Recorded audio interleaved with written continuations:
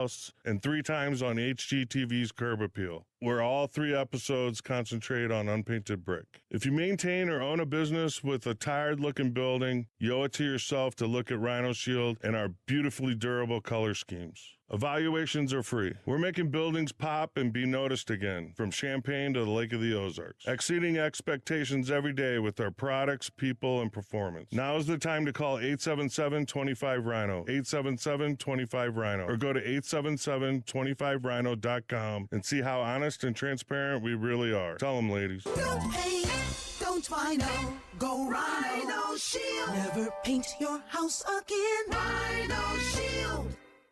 If you find yourself feeling out of place in the world, it's comforting to know conservative values haven't been abandoned everywhere. The far left wants to destroy conservative values in America. This is News Talk STL. Welcome home. Tim Jones and Chris Arps in the afternoon. The 9 most terrifying words in the English language are, I'm from the government and I'm here to help. The more you remove voting from Election Day, the more opportunity you're offering for people to commit fraud. Are you not entertained? Are you not entertained? I think the Democrats are so short-sighted in this tactic they have now to just cheat at any cost to win elections. You're a lying dog-faced pony soldier. You said you were, but now you got to be honest. I'm going to be honest with you. What are we doing wrong here? As a former leader in the House, I think you can put your finger on it. It's called leadership. We don't have it. Tim Jones and Chris Arps.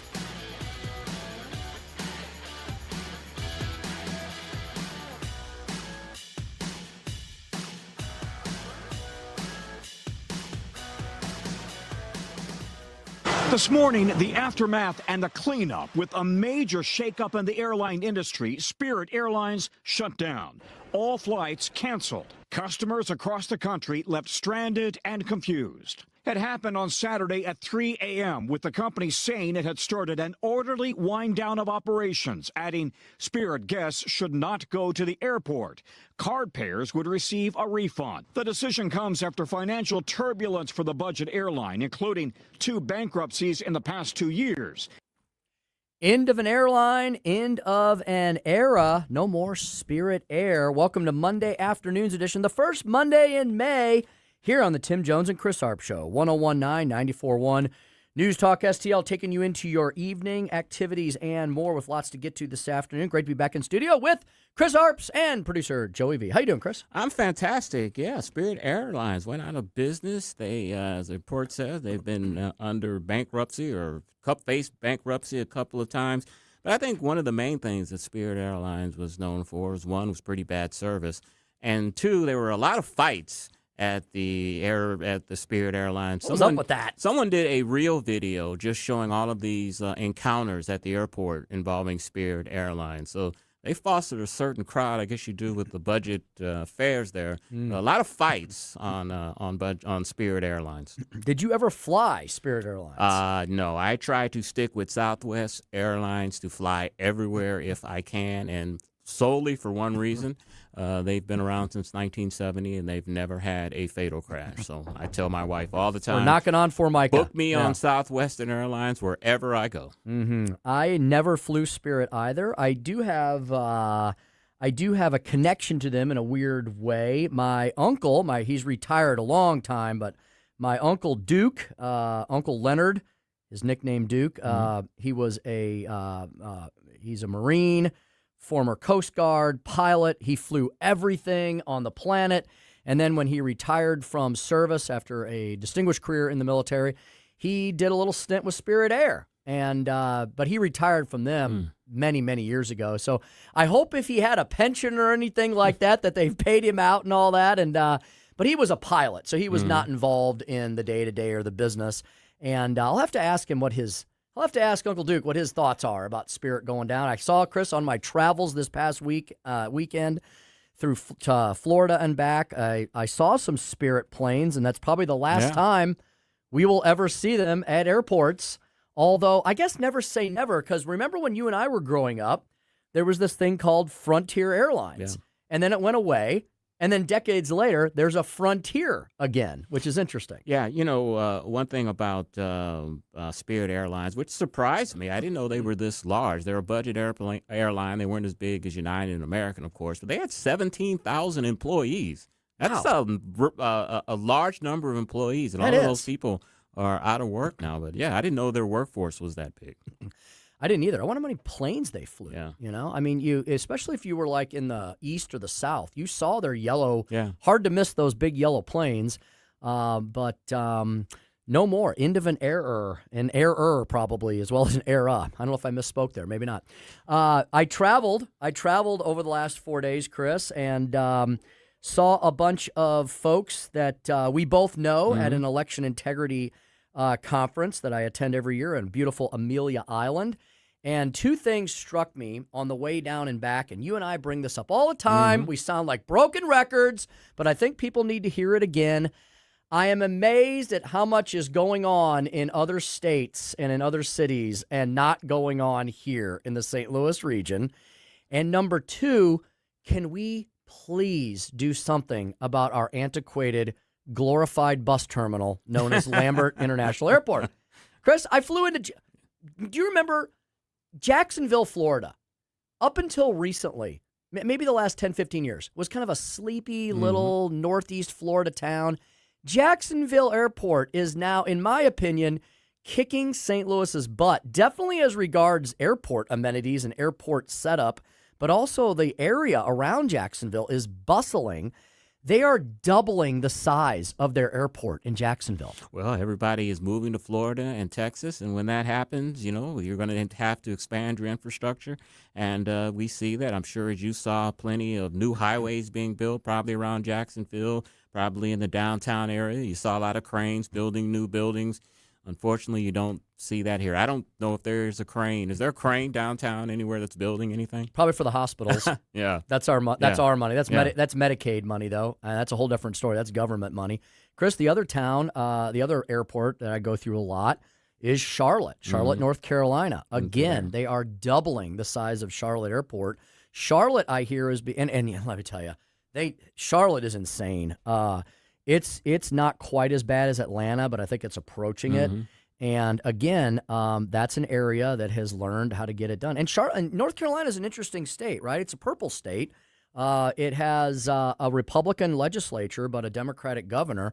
They've somehow figured out how to make things work there and work better. And I just wish St. Louis and Missouri would get with the program. Yeah, North Carolina has a great tech triangle there that's adding a lot of people that are going to North Carolina State, University of North Carolina. And what you see there and not happening here are the graduates are actually staying in North Carolina. They're not going to other states.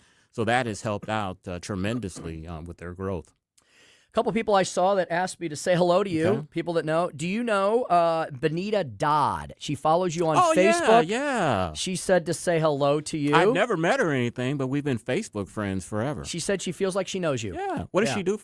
She basically does a lot of what we do in Georgia. She runs the Georgia Center Right meeting for Grover Norquist for ATR, so she does a lot of things I do. She's involved in, she just became a mayor. She's the mayor of her little mountain town. Excellent. She lives north of Atlanta, up in the hills. Yeah. She says I am the mayor of the highest point in Georgia, and she says it with a very nice accent. Is that Stone Mountain, Georgia? It's in that area. Okay. She's originally from, get this, South Africa. Oh, okay. Yeah, I've been friends with her for many, many, many years. I've never met her personally. She came right up to me and said, she said, "How's Chris Arps doing?" And I said, I think I looked at her weird, like, he's doing fine. Yeah. She goes, "Well, I've never met him." Yeah. And I'm like, now this is getting weirder. But I follow him on Facebook. Yeah, we've been Facebook friends. Yeah. Probably if I looked on my Facebook page, we've probably been friends since like 2009. I don't know how we got connected, but I've been connected to her a long, long time. She's a great lady. She's very involved in Georgia Republican politics, public policy. She runs the Center Right meeting for Grover Norquist for ATR. I see Benita probably 2-3 times a year. Okay. Please always tell her I say hello when you see her. I will. Her husband, Scott, is a great guy. He's a retired federal lobbyist. I'm trying to remember who he lobbied for. He lobbied for one of the big... I'm probably screwing this up. I think he lobbied for one of the big oil and gas companies or something along those lines, you know? Great guy. He's a Southerner. He's from that area. He talks like this, you know? And he married Benita with the South African accent. They're a delightful couple. They're wonderful people. They're really good folks. Spencer Bone was there with me. I love Spencer. Spencer said to say hello to you. Spencer's Who else? The man. Jonathan Williams from Alec. Oh, yeah. Ben Rajadurai from ATR. Yeah. They all said to say. They said, who's doing the show? I said, well, Chris is, of course. I said, when I'm out, he's in. When he's out, I'm in. When we're both together, we do it with Joey. But it was a good conference. It was on election integrity. I learned that even though we've made great strides over the last few years, and you've worked on this issue, and Becky works on this issue, and we all work on this issue, they said the left is never going to give up trying to ruin elections, and that we need to definitely stay on course. We need to keep passing save acts on the state level. We really need it on the federal level if they can ever get their act together there. We really need to continue to watch polls and be poll watchers and judges. We have to continue to fight them in court.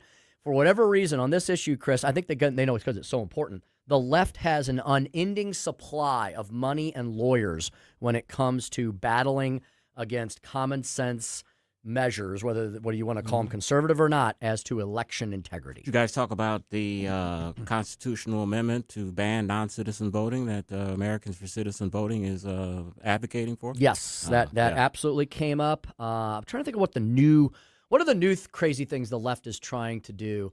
There are some, they're always wanting to try to expand early voting and mail-in voting and all those sorts of things. Yes, trying to figure out new clever ways for non-citizens to vote by calling them different things. Right. You know, they're going to move on from undocumented immigrant at some point. They'll have some new word for that. But yes, that's still a problem.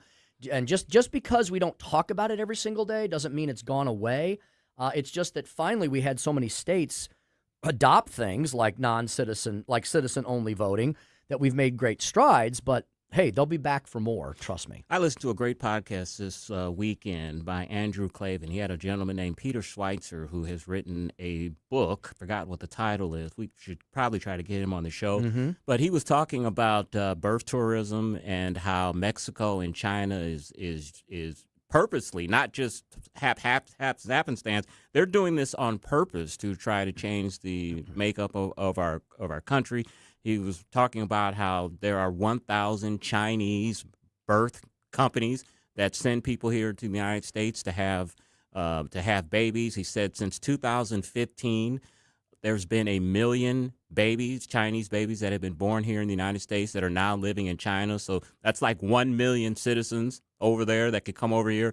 And he was talking about how members of the Mexican government, they go out to the Mexican consulates. It's all around the country. And they basically just try to foster resentment among Mexican-American citizens and the illegals, telling them that this is your country and this is stolen land, and trying to rile them up. The Mexican government is here doing that among our citizens. Very, very interesting book. But the thing that was just the most scary was there are 1 million Chinese-American citizens since 2015 that could come over here and vote and could change elections. I do not doubt it one bit. Joey found it. It's called The Invisible Coup, and I'm going to try to look up his information and try to have him on as a guest. Very, very interesting book. Scary, but interesting. Yeah, folks, anytime you see any kind of movement like that or any kind of effort or any kind of and you're wondering, where did that come from? Who's paying for that? The left does, and what the left really tries to do Thank you, Joey. is the left tries to take things that conservatives should all be in favor of and then tries to drive wedges into people, right? And so they do it all the time on issues of taxation. They try to do it on school choice. They do it on labor issues. They do it on everything. They'll try to do it to us on elections too, and they'll plant seeds of doubt in people's minds. And a lot of it is funded by our foreign adversaries. It's on purpose. Our neighbors to the south. Before we go forward, I got to give a quick shout out to Kathy out at Mercy Hospital. Had to go get some blood lab work done today. My cancer is still in remission, thank God. My numbers were good. I'm no longer anemic. Blood is all up. But I sat down to register to get my blood taken. And you have to register with her, then you go up to the lab. Okay. And she's like, "What's your name?" I said, "Christopher Arps." And she started kind of smiling. She was like, I know who you are. He's like, I listen to you guys on the radio every afternoon. Kind of made me feel good. We had a listener there. She's like, I listen to you on the radio. Shout out to Kathy. Yeah, thank you, Kathy, for listening. Appreciate it. Thank you very much. And share it with all your like-minded colleagues. Exactly. Actually, share us with the people who don't think like you either. And we'll try to turn them around. We'll try to turn that frown upside down. Well, that's wonderful. Yeah, it was. It's great when we find... a good ego booster. Yeah, it's great when we find these people just out in the normal world. Yeah. And because we always wonder, and we know you're all listening. We know that tens of thousands of you are listening. Literally. And we thank you for that. But you know what? Don't keep us a secret. We don't want to be St. Louis's best-kept secret anymore as we approach our 5th-year anniversary. Share us, like us, spread the word. We're going to speak with Jim Talent about all the events of the weekend regarding the ongoing conflicts in the Middle East. There's always many of them and more. What does this mean for the Strait of Hormuz issue, for gas prices, for what comes next? And beyond. We'll also ask him about, that there's a war going on still between Russia and Ukraine. And what is communist China up to these days? They seem like they've been awfully quiet. Well, we'll talk about that with Jim. They are doing some serious military maneuvers around Taiwan right now. There you have it, folks. You can't just follow the mainstream media has been fixated on the Middle East, which that's fine, but that doesn't mean that like Putin and Xi go on holiday, and stop. In fact, during times like this, they tend to do even more nefarious things when nobody's looking. We'll talk to Jim Talent about all that and more in just a few moments. We'll be followed by Chris's Corner topic today. Yeah, Wesley Bell and Ann Wagner have co-sponsored a bipartisan bill, Tim, and I'll tell you exactly what that is at 4:45. Excellent. As he often does, because he's such a great writer, and he always gets my creative juices thinking. My Speaker Some Speech today inspired by a piece that Todd Showalter wrote. Great title, We're Not Falling Apart by Accident. We're not falling apart by accident. Kind of in line with what Chris and I were just talking about what's really going on behind the scenes. Susie Moore, she's got her finger on the pulse of just about anything and everything. Red State, of course, here with Mike in the morning, and on Sundays, the host of Red State Radio. It's not just the Instagram post. More to the Comey indictment than meets the eye. We'll have Susie unpack that for us at 5:25. And then one final jam-packed segment at 5:45, which will feature what? Oh, yeah. A past fan favorite reality show, Tim, could be making a reboot.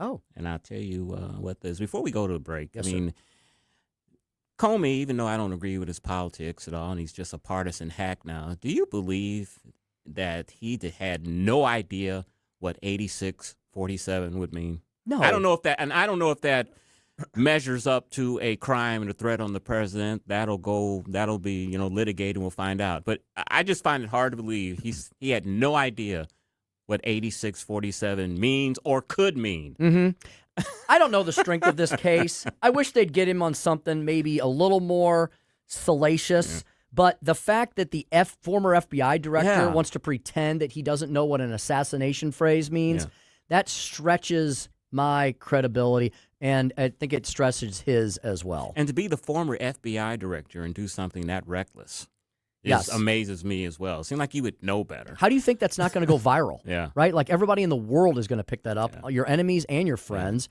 And it's just not a good look. Yeah, he's swarmy. Indeed. Total swamp creature. All right. Let's get to that break now. We're going to talk to somebody who's not a swamp creature. He's former U.S. Senator, chairman of the Reagan Institute's National Leadership Council. We'll be talking the Middle East, Russia, Ukraine, and communist China next with Jim Talent on the Tim Jones and Chris Arps Show. 101.9, 94.1, News Talk, STL.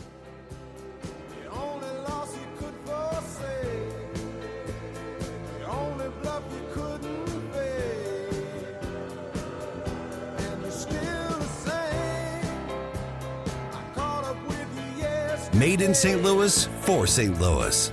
It's News Talk STL.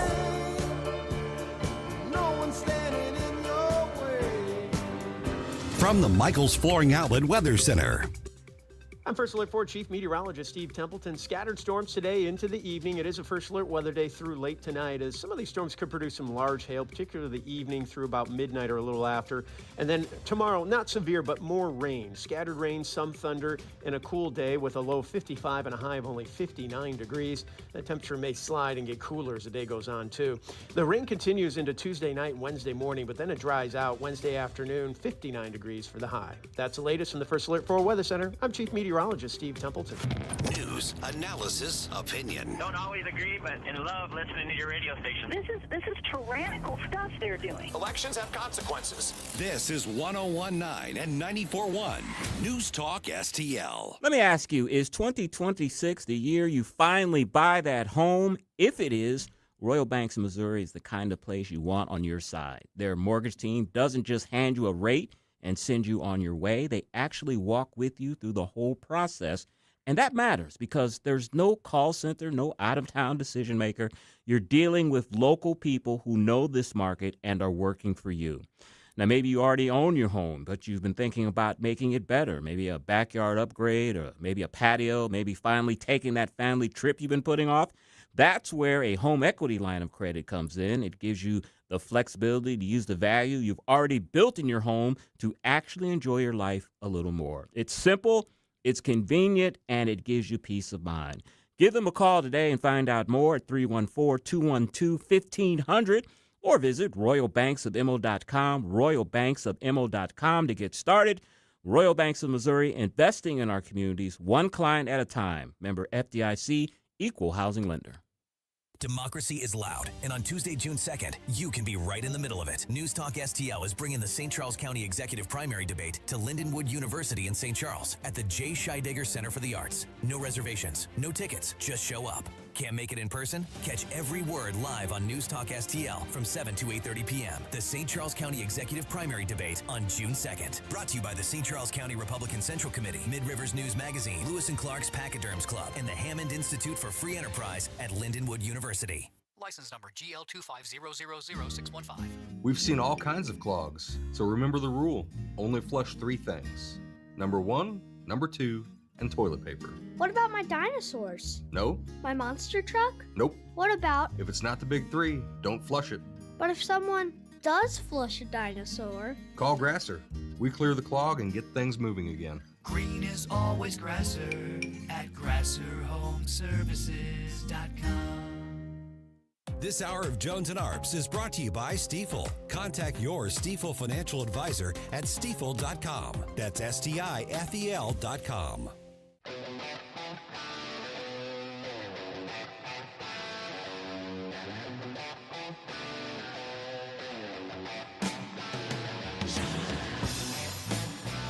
You're listening to Tim Jones and Chris Arps.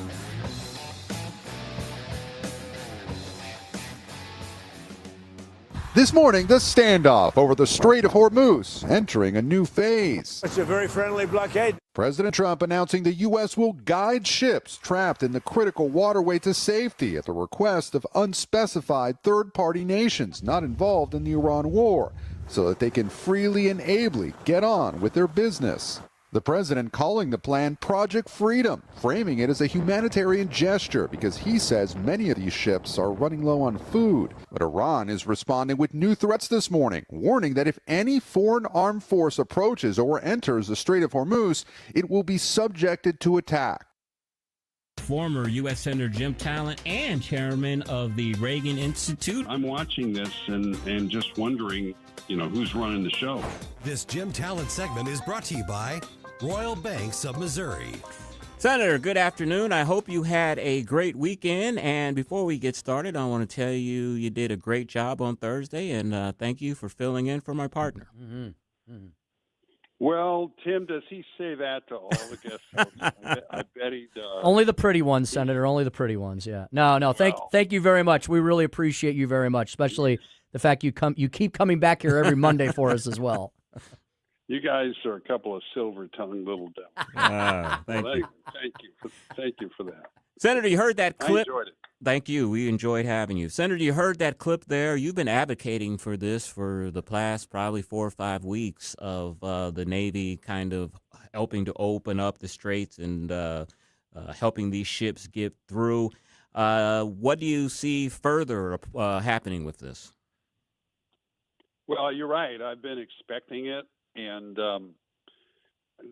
it was always. I mean, we always could have done this. There have been plans on this for decades. I can remember getting briefed about it, and evidently, I mean, typically they will escort. Evidently, they don't even feel the need to do that. So we've cleared a corridor, which means they've checked it for mines. And by the way, I don't think it's been confirmed that Iran was able to lay a single mine. Mm-hmm. But we cleared a corridor, and they're going to police it with fighters, with helicopters. They used Apaches, I think, to kill those 6 patrol boats. And by the way, that's pretty significant because I can remember, this Mosquito fleet they have, these small, fast-moving boats. They would say, there'll be 20 or 40 of them, 20 to 40 of them if they want to present a threat. And this time there were only 6. So I suspect their capabilities have been really degraded. So I would expect that these ships are going to start moving now. I think I read a report that a couple of them are coming out. That should calm the futures market for oil a little bit. Now, what I don't know, I'm not an oil man. I don't know. You're not going to be able to reduce the risk to zero. So I don't know if there's going to be a risk premium or something that is charged to insure these vessels.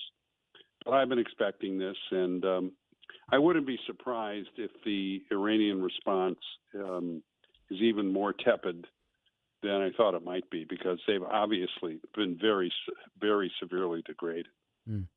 Yeah, Senator, kind of staying along the lines of that same topic, we have definitely seen in our lifetimes, for sure, the peaks and valleys of peace and then no peace in the Middle East. And so we've seen these fluctuations in the commodities markets, which oil is one of. But has the Trump administration done some things systemically to improve things after we calm things down again? I'm asking about the fact that, Venezuela, for all intents and purposes, is a vassal state of the U.S. right now. And, of course, long-term, we want the people of Venezuela to run their own country. But with what's been done in the Middle East, the fact that I saw today that the U.S. is exporting more oil than we ever have before in our nation's history. So, whereas Joe Biden had high gas prices because he declared war on the U.S. economy, Trump declared war on Iran. And if we can eventually smooth out this situation and get to some sort of détente, overall, this is a restructuring of oil and how it moves around the globe, isn't it? Oh, yeah. There's no question. And, we talk about oil. Natural gas prices are at a 17-month low, and that's because of American production. So the energy picture for the world was changing, is changing. The United States is becoming, I don't want to say the dominant oil and natural gas producer, but the biggest oil and natural gas producer. And but the markets took a hit because of this. We're all paying more at the pump. Nobody likes that. But we're getting a huge increase in American security because we are confronting, and I'll just say it, we're destroying our adversaries in this part of the world, which then opens up a way for peace, a peace that will exist under the umbrella of a partnership between the United States, Israel, the Gulf states. The UAE is already in it, and the Saudis, and then Egypt and Jordan on the west, which will stabilize the region, including the energy flows, and also enable us over time to draw down our forces there and maybe even get out of the region, right? So this is the artful use and coordinated use of military, economic, and diplomatic power to advance the security of the United States. And I think that's how it's going to be viewed. I don't begrudge people being upset over higher gas prices, but they're going to come down. And it's shown the superiority of America's armed forces, of our systems, and particularly when up against the Russian and Chinese systems, which is a nice thing, isn't it? So one never likes war, but this was the right thing to do at the right time, and I think the American people are going to reap the benefits. Speaking with Jim Talent, former U.S. Senator and chairman of the Reagan Institute's National Leadership Council. Senator, the president's disapproval rating is at 62%. I think the national average for gasoline is approaching $4.50 a gallon. The Iranians watch our news. They know our politics. They know that the president's party that's in power usually lose seats in the House. They're watching all of this. Do you think they are going to try to drag out these negotiations as possible to try to hurt the president's election prospects in November? And is there a drop-dead deadline when the president really has to take a decisive action so that this doesn't affect the midterm elections and we get the economy back on track? Yeah, and all of us interested in politics are interested in that. So I'll say up front on this, Chris, if we all step back and think about this a minute, do we want a president to take an action that he thinks hurts American national security because he's worried about elections? I mean, I really think the answer to that is no, we don't. I mean, if you're the kind of leader who'll do that, you really should not have that job. And I don't think Donald Trump will do that. I am not particularly now. Let's go into the political domain here. I'm not particularly concerned. I think that the only downside of this, as far as the American people are concerned, is the gas prices. I think they will stabilize, and when they do, and start dropping, then I think people will see the benefit of this and say, well, you know what, we didn't like having to pay it, but it was worth it. So, this is not something I would mind campaigning on if I was still in office. Now, I don't think the president is going to push for the best possible result he can get. We've already, what we've accomplished so far is a very, very significant win. And now he's going to see if he can put paid to this group of leaders in Iran and either have them collapse or get somebody he can deal with the way he's done in Venezuela. Speaking with former U.S. Senator Jim Talent.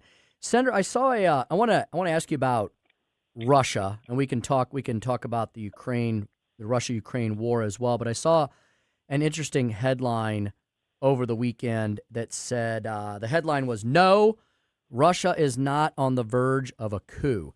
And basically, the article was about the fact, over the last couple of years, and maybe this has been hopeful optimism. There have been rumors that, Putin has cancer, or the Russians are tired of this war and they're going to depose him.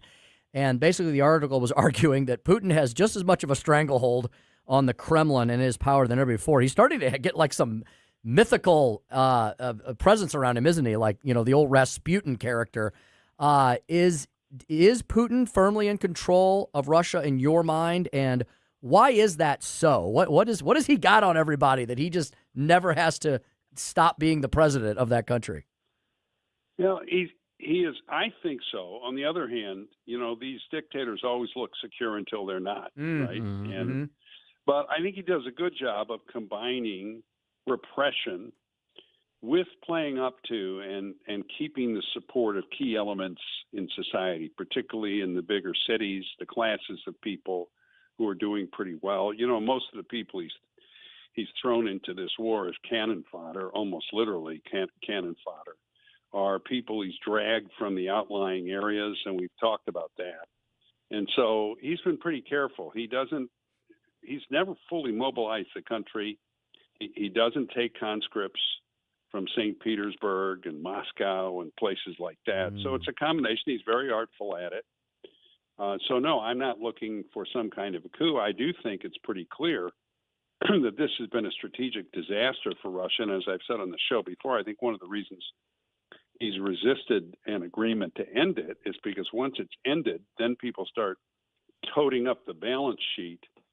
And, the super patriotic types in Russia that he needs. I mean, the classes of former military people, they do have influencers there. I mean, this is not North Korea. There is a certain amount of activity on social media, and they start toting up the gains and losses of this, and they may not be, all that thrilled with Putin's leadership. But no, I don't I don't think the people I know are Russian experts are not predicting his downfall. Can I say one more thing about the war in Iran? And this is personal. I've said it a couple times on the show, and maybe it's my age. They've been killing Americans and attacking our people for 47 years, and I just don't think countries should be able to do that and get away with it. Mm-hmm. And we have shown them that they can't, and I think that's a really good message, to send to other regimes around the world. You do this to Americans, you're going to pay a price. So I don't mind it for that reason either. Mm-hmm. Senator, the president announced over the weekend his plans to withdraw 5,000 troops out of Germany. A lot of people are attributing that to a comment that the German chancellor made about America being humiliated by Iran. Roger Wicker, Senator Richard Wicker, and Mike Rogers, both are chairman of the Senate and House Armed Services Committee, said they are very concerned about this move in a joint statement. How concerned are you? Yeah. Well, we need to there are certain bases in Russia like Ramstead, in Germany, like Ramstead, that we use to project power. There are certain nodes. And it doesn't mean we couldn't do it in other places, but it would be a major adjustment. I'm not that worried about pulling a brigade out of Europe. I guess what I would say is there's clearly an adjustment underway in terms of our relationship with the NATO allies. I don't think NATO is going anywhere, but I think the balance in the alliance needs to and is changing, and the Europeans have to decide. With more than just meetings and statements and press conferences, whether they want to actually undertake a bigger burden of their own defense. And I think they will over time. So this does not bother me, but I don't blame these guys for Rogers and Wicker. Roger Wicker. Thank you. Yeah. And I served with him. This is what happens when you get old, guys. You start forgetting names. It's just terrible. I mean, I knew Roger for 30 years. Expressing some concern about this because, those troops serve our purposes in a lot of different ways. Now, it has to be made clear, and I'm sure they have done so. I'm talking about the congressman and the senator, that there's no point in us having bases in Europe if they're not going to let us use them. I mean, that was just outrageous. And if I'd been president and they'd done that, I might have done something a lot more than pull 5,000 troops out, especially when you consider that what we're doing in Iran is benefiting them. I mean, this is just ridiculous. But you're going to see adjustments over time in the alliance. I don't think it's going to go away. It does advance interests of both the Europeans and the United States. But they need to start sharing the burden a lot more than they have been. I don't know how they're going to do it because they don't have much of a defense industrial base and their capabilities have declined so much. But, the journey of 1,000 miles begins with the first step. Mm-hmm. Yeah, Senator, I was just going to say that. I mean, isn't this what is the point of having our troops all over the planet trying to help people out if they won't let us help themselves, right? I mean, we're fighting something on the other side of the world, but Europe is within close proximity to all these conflicts, and they don't seem to be able to take care of themselves, but yet they also at the same time seem to object when we try to help them. It seems very bizarre. Yeah, it wouldn't surprise me if some of these, our footprint there doesn't get relocated east in some of the Eastern European countries. The Bush administration was putting missile defense bases in Poland and the Czech Republic before Obama unilaterally canceled it as a gift to Putin in 2009. I actually wrote a column about it. I was so upset. So it wouldn't be the first time that we've thought about relocating further east. And countries like Poland really are bearing their share of the burden very effectively. The Polish army, they've really built it up. They have a lot of capabilities. So do the Finns. Not that I expect us to have a base in Finland, but there's lots of places we can put those troops. And you're going to see this adjustment go on. And, Mertz shouldn't have said that. For one thing, it's just not true. I mean, they're humiliating us. Well, I'm going to tell you, if what they're undergoing isn't humiliation, I don't know what is. I agree. That is Jim Talent, former U.S. Senator and chairman of the Reagan Institute's National Leadership Council, also part-time talk show host. He is at X Jim Talent. Senator, thank you so much for your time. Unpaid talk show host. Although, Chris, you're buying lunch the next time. I got you. Don't worry. Have a great week. We'll speak with you next Monday. Bye-bye. All right, 443, Chris's Corner. The mail is late, but accountability finally arrived. There's a bipartisan bill by two of our local congressmen on the mail service. We'll tell you all about that next on the Tim Jones and Chris Arps Show on 101.9 94.1 News Talk STL.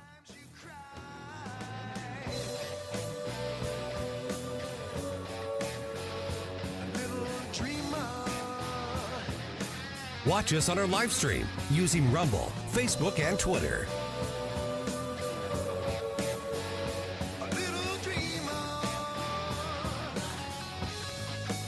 From the Michaels Flooring Outlet Weather Center. I'm First Alert 4 Chief Meteorologist Steve Templeton. Scattered storms today into the evening. It is a First Alert weather day through late tonight, as some of these storms could produce some large hail, particularly the evening through about midnight or a little after. And then tomorrow, not severe, but more rain. Scattered rain, some thunder, and a cool day with a low of 55 and a high of only 59 degrees. The temperature may slide and get cooler as the day goes on, too. The rain continues into Tuesday night and Wednesday morning, but then it dries out Wednesday afternoon, 59 degrees for the high. That's the latest from the First Alert 4 Weather Center. I'm Chief Meteorologist Steve Templeton. On the next, Larry Connors, USA. The story behind the story. 10 years old, and I'm buying my very first shotgun. Larry Connors, USA. Now, weeknights 6 until 8 on News Talk STL. All right, I just found their website in like 3 seconds, and you can as well. I'm talking about CorrellRoofingCo.com. The Correll Roofing Company, they are found at CorrellRoofingCo.com, CORRELL, CorrellRoofingCo.com, your one-stop roofing shop. We're going to get Curtis Correll in here, I believe, maybe sometime this week to talk about the effects of these storms, right? I mean, we've had, it's been kind of a wild spring. We have had plenty of storms, but they've been really widespread, and like I know some areas have gotten pounded, some maybe only a little bit, but that's the problem. Do you know what to look for? Most of us don't. I don't, especially with these new multi-layered architectural shingles. I'm not exactly sure what the damage quote is supposed to look like, but the experts who are roofers, they do. And especially also in today's world where we have these new peaked roof designs and stuff, let them get up on the second story of your roof, 80 feet above the ground. You don't need to be doing that. Correll Roofing Company will get out lickety-split. They'll take care of it. Now, the other thing they wanted me to caution you about that Curtis wanted me to express to you was nothing against him. I'm sure people try to make a living however they can. But the last thing you should do is write a big check or give a big deposit to one of these out-of-town storm chaser roofing operations. Some of them may be fine, but some are definitely not. And why take the risk? Why not go with someone like Correll Roofing Company?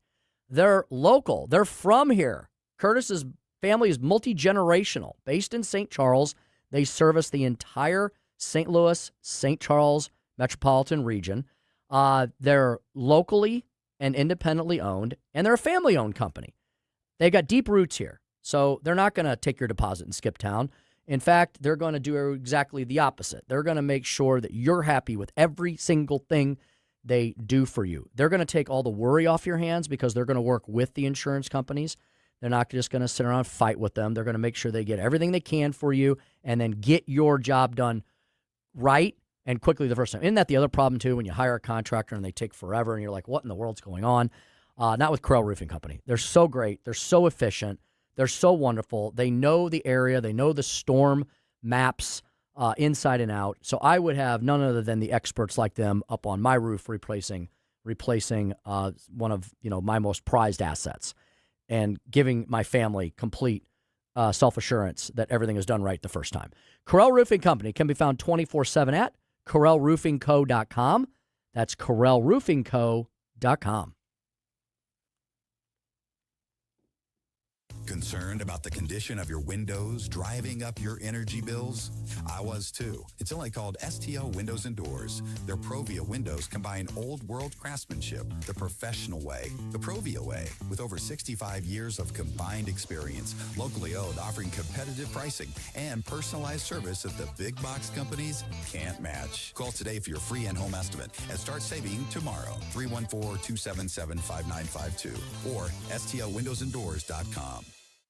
Remember when food tasted like home? When breakfast was made from scratch and dessert was worth saving room for? At Shorty's Diner, we're serving up down-home breakfasts, lunches, and desserts just like Mom used to make.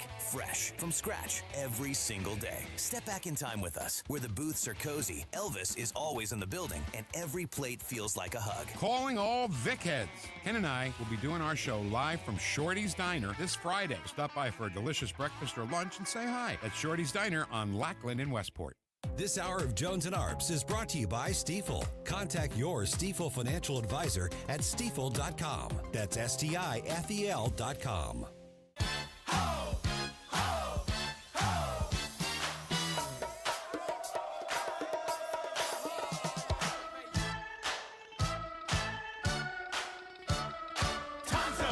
It's the Tim Jones and Chris Arps Show.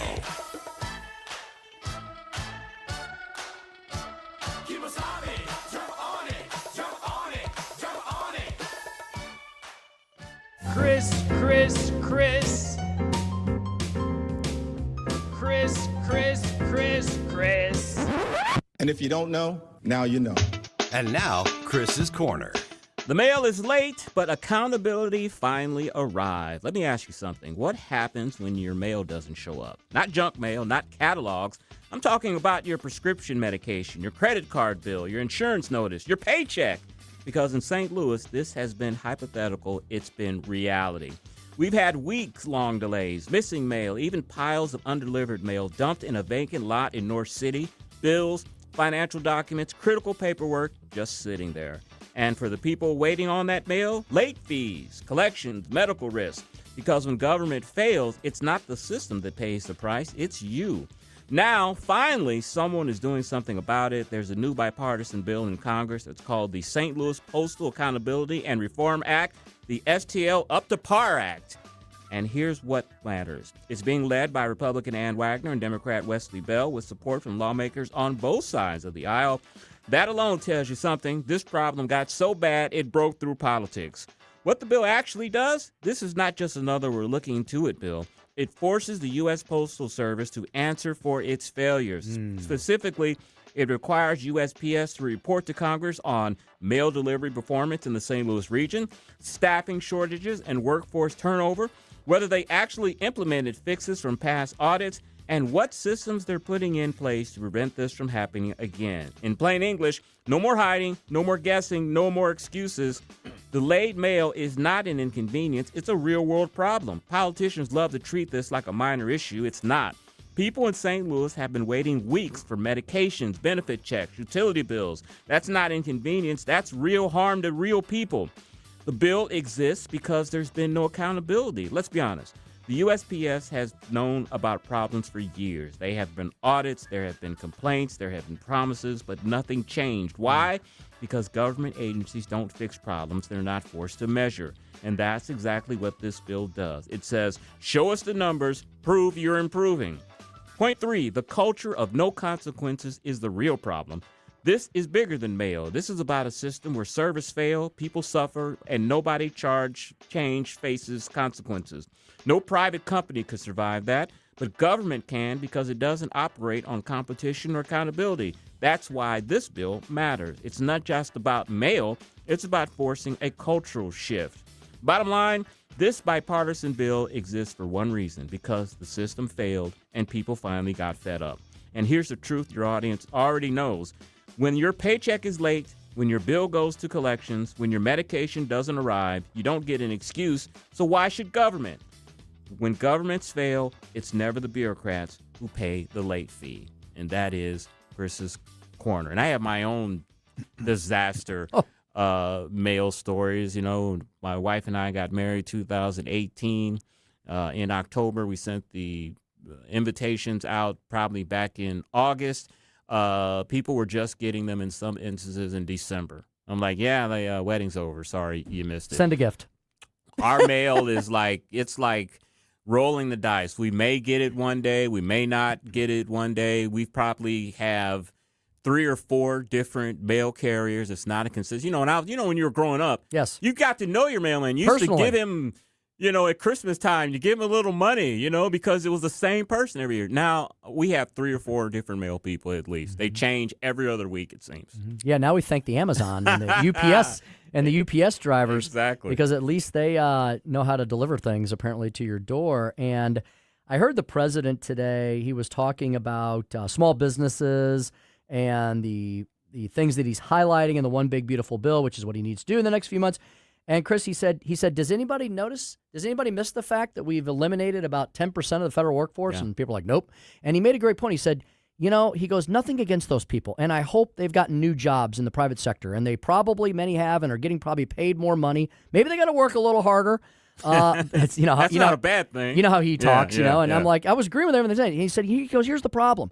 What we do in government is we really don't care if anybody's doing a job or not. We just want to give everybody something. Yeah. And so we hire 10 people to do the job of one person, and then we kind of forget about them, and nobody checks on them ever. And if you walk through the halls of D.C., you'll know exactly what the president's talking about. I was once in the Department of the something or other, Interior.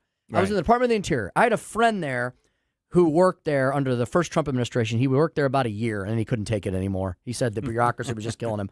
And we were walking through his hallway. I couldn't find the front door back. It's a matrix. Right. And you walk through, and I said to him, I said, dude, do you? And he was like a deputy director. Mm-hmm. And I said, you've been here about a year. Have you figured out what happens in this place? He goes, I honestly still don't know. Yeah. Yeah. And, the Department of Interior should be one of those departments that should be, if you're going to have it, take it out of Washington, D.C., and move it out to North Dakota, South Dakota. I read something the other day, and it's in my stack here somewhere, that a portion of USDA, a lot of the employees are being moved out to Kansas. Departments like that shouldn't be in Washington, D.C., taking up space. Get out among the farmers. Get out among the people that live out in the wilderness if you're trying to help them with government services. I think they're better served having those people live among them than be 1,000 miles away. Yeah. For our listeners who don't know what Interior does, it's basically national parks, right, Chris? Mm-hmm. National Parks Tomorrow. What in the world? I agree with you. Why do we have the Department of the Interior, the park in D.C., when you're talking not all, we have national parks everywhere, I think in every state, but they're like a 2-day trip to like Zion out in Utah. Like, why wouldn't the Parks Department, the Interior, be in the interior of the country? And right? Why isn't the Agriculture Department in Illinois or Missouri or Kansas or Nebraska or somewhere in the Midwest? Instead of the concrete jungle of the East Coast. Exactly. Yeah. All right, Speaker Stump Speech. Yeah, we're going to talk about the fact that I was inspired by Todd Showalter with his little thing. I'm looking it up. It's right here. We're not falling apart by accident. We're not falling apart by accident. Always love reading Todd Showalter stuff, and occasionally, and when I'm in the car on a Saturday afternoon, usually it's not a slight, Joey. I'm just not in the car when the show is on, so it's not like I'm intentionally not trying to listen. We talk about you a lot. None of it positive, so it's probably for the best. I told you that one time. Like, I got into the car, and I forgot what the topic was, and the first thing I heard was, Chris Arps, blah, blah. I'm like, what did I do? But it was like absolute perfect timing. I forgot. Do you remember what it was? No, but it's like a Mean Girls burn book on that show. We go through everyone, so feel loved if we do make fun of you. It is truly the show with the best cartoons and graphics. Oh, no doubt, no doubt. And a pretty good co-host there with Joey V, our executive producer and movie critic. Indeed. Does he let you talk about movies? All the time. Okay, very good. And good thing you weren't here on Friday, because you're probably like me. You wouldn't probably have been too thrilled about The Devil Wears Prada. That's a chick flick. My daughters are. Are they? Okay. All right. You are listening to the Tim Jones and Chris Arps show on 101.9, 94.1 News Talk STL.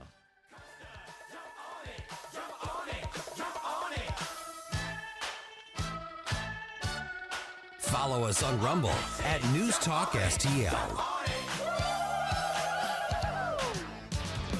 When you count on Connor, you're getting tired.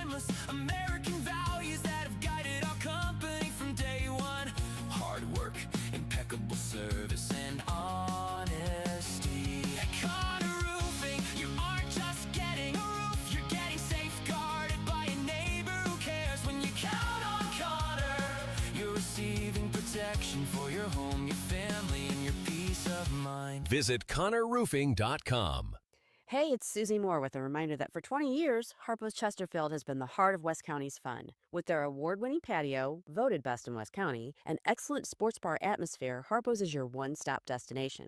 The mouth-watering menu has made them famous throughout St. Louis. Plus, they've got great drink specials and the friendliest, most energetic staff around. Whether you're dining in or carrying out, Harpo's delivers fun, food, and drinks like no one else. Harpo's Chesterfield. Call 636-537-1970 or visit harposstl.com. 1949, the last time a Republican held the top post in St. Louis City. A gallon of milk was 84 cents and streetcars ran down Grand Avenue. Unfortunately, St. Louis city streets are no longer the epicenter of family and business life. In the 80 years of Democrat control, our city has been on a steady decline. Hello, Kirk Ilsinger, chairman of the Republican Party for the city of St. Louis, and we believe it is our duty to provide a different path forward. I invite you to our meetings the first Thursday of every month. Learn more at stl-gop.com. Paid for by St. Louis City Republican PAC. Curtis Farber, Treasurer. Tony Colombo here for Gutter Pros and Exteriors, your all-in-one service team that brings years of experience and quality that's affordable right to your doorstep. Christine and I discovered Gutter Pros and Exteriors when we bought our home and inherited a gutter problem. And they've also repaired siding damage on our home because along with gutter repair, gutter installation, and leaf protection, the Gutter Pros team are also the best for repairing other exterior damage, including fascia, soffit, and all siding repair and installation. Learn about all the ways Gutter Pros and Exteriors can help your home or business right now at gutterpros.com. KLGY HD3 Clay, K270BW Bellefontaine, KNBS Bowling Green. This is News Talk STL at 1019, 94.1, and always streaming at newstalkstl.com. News this hour from Town Hall. I'm Keith Peters in Washington. A U.S.-led task force tells ships to reroute on the first day of a new effort to reopen the Strait of Hormuz, while Iran issues a statement telling ships to coordinate with Iranian officials. The United States is launching an effort to guide stranded ships from the Iran-gripped Strait of Hormuz. The U.S. has recommended they route through Omani waters south of where ships usually transit the waterway. The U.S. urged mariners to coordinate closely with Omani authorities due to anticipated high traffic volume passing through the alternative routes. Meanwhile, Iran's military command issued a statement read out on state television on Monday, stating that ships passing through the Strait of Hormuz must coordinate with them. I'm Karen Shemas. A driver has fatally hit pedestrians in Germany. Authorities say that a driver plowed into people in the center of the German city of Leipzig, leaving 2 people dead, 2 others seriously injured. The driver stopped the car himself and was in the vehicle at the time he was detained. Leipzig is one of the biggest cities in eastern Germany. The incident occurred on a street that leads to the city's shopping district. No word yet on a motive. I'm Lisa Dwyer. California's top insurance regulator says the state is seeking millions of dollars in penalties from State Farm after an investigation found the insurance company violated state laws while handling claims from the 2025 Los Angeles area wildfires. The investigation launched last June found that the state's largest home insurer was delaying and mishandling claims regarding damage to survivors' homes and possible contamination from smoke from the Palisades and Eaton fires. On Wall Street, the Dow down by 557 points. More on these stories at townhall.com. The following is not an actor, but a real-life story from Trinity Debt Management. Hi, my name's Neil. I have some advice for you if you've been trying to break free from credit card debt.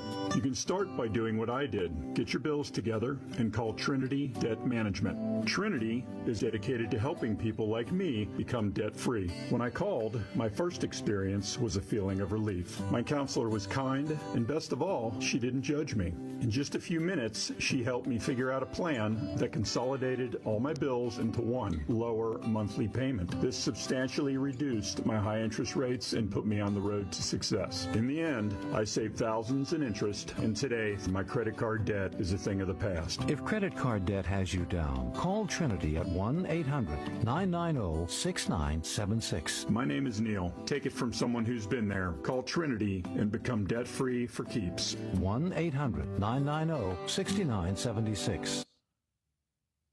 From the Michaels Flooring Outlet Weather Center. I'm First Alert 4 Chief Meteorologist Steve Templeton. Scattered storms today into the evening. It is a First Alert weather day through late tonight, as some of these storms could produce some large hail, particularly the evening through about midnight or a little after. And then tomorrow, not severe, but more rain. Scattered rain, some thunder, and a cool day with a low 55 and a high of only 59 degrees. The temperature may slide and get cooler as the day goes on, too. The rain continues into Tuesday night and Wednesday morning, but then it dries out Wednesday afternoon, 59 degrees for the high. That's the latest from the First Alert 4 Weather Center. I'm Chief Meteorologist Steve Templeton. This hour of News Talk STL brought to you by Chris Cooper and Serenity Wealth Management. Business owners, download your free playbook for financial clarity at serenitywealthbiz.com. That's serenitywealthbiz.com. Hey, it's Susie Moore. If new flooring makes you think hassle, think again, because Michael's Flooring is changing the game. For over 30 years, Michael's has been locally owned and trusted for quality, variety, and amazing service.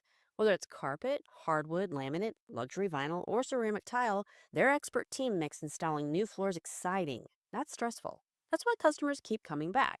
Visit Michael's Flooring at St. Peter's, Starting Prairie, Creve Coeur, or online at igotfloored.com. That's igotfloored.com. Missouri's laws are clear. Unregulated gaming devices are illegal. Companies have been telling businesses that gray market machines are legal. That's wrong. Don't be scammed. If you have these devices at your business, you could be subject to criminal and civil penalties.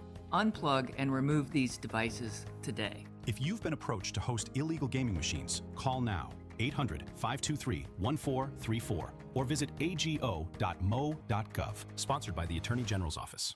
The news and talk. I'm optimistic that during the summer we will see gas with a 3 in front of it sooner rather than later. That matters to St. Louis. The energy prices, while painful, are not going to be around forever. This is 101.9 and 94.1 News Talk STL. Tim Jones and Chris Arps in the afternoon. The 9 most terrifying words in the English language are, I'm from the government and I'm here to help. The more you remove voting from Election Day, the more opportunity you're offering for people to commit fraud. Are you not entertained?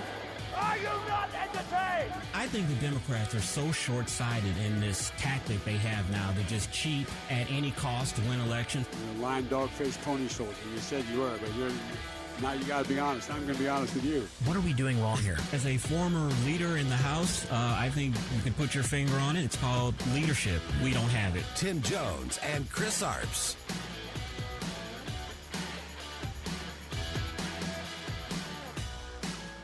Even Bill Maher couldn't help but laugh at this woman's transformation from brainwashed to adulthood. It's been fascinating because I've been on this sort of journey through motherhood where, I've always been a very liberal person, maybe even a libtard. But once you have a kid, you start having thoughts that have been characterized as conservative. As soon as I had a kid, I was like, I need a gun now.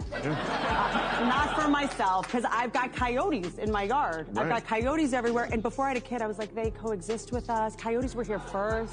I'm in the coyotes' home. Now I'm like, let's make hats out of them. Let's make hats. Let's make coyote boots, coyote earrings out of their eyeballs. It's just... Wasn't that funny? I don't know. Joey, was I supposed to know who that woman was? Is she some famous former liberal influencer or something? Or I didn't recognize her. Her voice sounded familiar, but I have to look it up. Okay. I found that clip, and I'm not as up on pop culture as Joey is, but I try. But it was nobody I recognized, Chris, but she was on Bill Maher's show. She's funny. And she's very funny. And she basically was saying, hey, I was a liberal until I grew up. That was basically her point. And she said, once I became a mother, I all of a sudden was concerned about these things that I used to make fun of. Things like my Second Amendment rights and how much I pay in taxes. And it was just very fascinating. And she did it in a comedic, very disarming way that everybody, even in Bill Maher's liberal audience, could laugh along with. It's very easy to be idealistic when you don't have any responsibilities. I think that's what it basically comes down to. Yeah. You remember the famous quote by Winston Churchill, if you're not a left liberal at 20, you have no heart. If you're not a conservative at 40, you have no brain. Perfect. And I think she summed that up perfectly. Perfect. Very well. I love how she said, I used to feel bad. We're supposed to coexist. They were here first. She was making fun of the whole indigenous peoples argument and all that. Look, nothing against Native Americans, but these people who now, 500 years later, they yell and scream at us, and I'm like, well, dude, you're here too. You live here in the U.S. and you're invading the Native Americans' land, so I'll leave when you first. You leave first, and we'll all follow to wherever we're gonna go to. Joy, who was that at the Grammys, I think, that said that we're all living on indigenous land, and the Indians sued them to get her mansion because you're on indigenous land? Billie Eilish. It was Billie Eilish. I remember. Yes. Yeah. Yes. And somebody Give up your mansion. Somebody sent her a letter. One of the tribes in that area of La La Land said, Ms. Eilish, we'd like to take you up on your offer.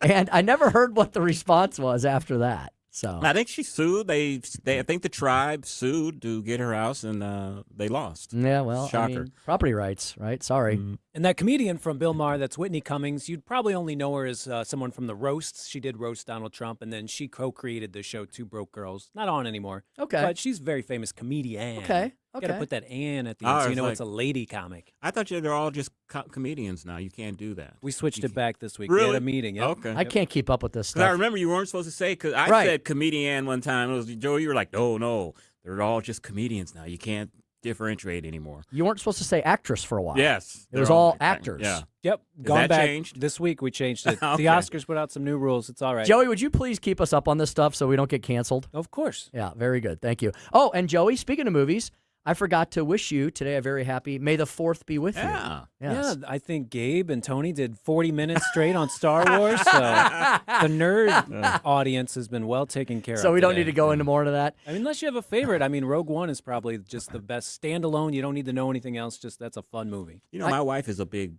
Star Wars fanatic. I'm surprised she didn't mention that to me today. She loves Star Wars. My favorite is Empire Strikes Back. And then one of the newer ones I like, I just can't remember which one. It was in the first it was 1, 2, and 3. I think I maybe liked 3 was good. And then and the last 3, 7, 8, 9. Yeah. I think I liked 9. I think 9 was wild. It was pretty gothic and pretty cool. Joey, the new Mandalorian Grogu is supposed to come out, right? The little guy who looks like Yoda, but he's not Yoda. Yeah. He looks like a baby Yoda, but his name's Grogu. Yeah, there's a silly thing going on tonight at some of the theaters where they're going to do a 30-minute preview of Mando and Grogu. So if you go to the theater, you can see 30 minutes and then go home. That sounds like not a fun time for me. No. But maybe they'll throw out T-shirts and little Yoda backpacks. Whatever happened to the series? Why was that just abruptly just over? I think the series is still going on. Is it? And this is just a movie. This is like, if you didn't pay attention to the TV show, here's a movie for you to watch. Oh, I thought because we watched like the first 2 seasons. No, this is the one with Carl Weathers in. He's dead now. Carl Weathers. That series is still going. Yeah, he got beat up by the Russian, and they punched him so hard he died. I think that's what happened. A wrong movie. Well, I kind of had the same question. I thought because it was canceled. I thought have they not made the next season yet or whatever? You know what I mean? Yeah. I kind of felt watched like it like 2 years ago. It just at least. stopped. Yeah. Yeah. Because that one woman she said something politically incorrect and she got fired. Yes. And that seemed like, to me, that was the end of the series. I never saw any episodes after that. It went on after that, and actually they did like a CGI Mark Hamill kind of thing where he comes back as, Luke Skywalker, and he's very powerful.